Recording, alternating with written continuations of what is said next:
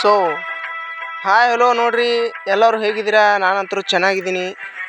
So ನೋಡಿ, ಇದು ತೊಗರಿ. ಈ ತೊಗರಿ ಈ ರೀತಿ ಚಿಗುತ್ತಿದೆ. ಇದಕ್ಕೆ ಇಷ್ಟು ಚೆಂಡೆ ಹೊಡೆಯೋದ್ರಿಂದ ತೊಗರಿ ಅಡ್ಡೋಡೋದಕ್ಕೆ ಶುರು ಮಾಡುತ್ತೆ. ಇದು ಯಾಕೆ ಚೆಂಡಿ ಹೊಡಿಬೇಕಪ್ಪ ಅಂತಂದರೆ ತುಂಬ ಎತ್ತರ ಆಗಿಬಿಡುತ್ತೆ, ಎಣ್ಣೆ ಹೊಡೆಯೋದಕ್ಕೆ ಆಗೋದಿಲ್ಲ.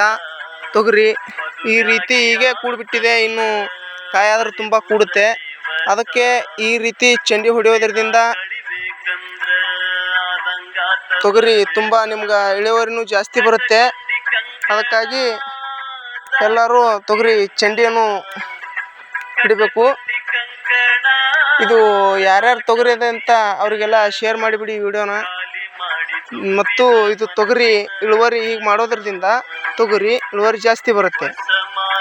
ಅದಕ್ಕಾಗಿ ಈ ರೀತಿ ಚೆಂಡಿಯನ್ನು ಹೊಡಿಬೇಕು. ತೊಗರಿ ಹೊಡಿದ ತಕ್ಷಣ ಇಳುವರಿನೂ ಜಾಸ್ತಿ ಬರುತ್ತೆ ತೊಗರಿನಲ್ಲಿ. ಸೊ ಹಾಯ್ ಹಲೋ ನೋಡ್ರಿ, ವಿಡಿಯೋ ಹೇಗೆ ಅನಿಸಿತ್ತು ಅಂತ ಕಮೆಂಟ್ ಮಾಡಿ.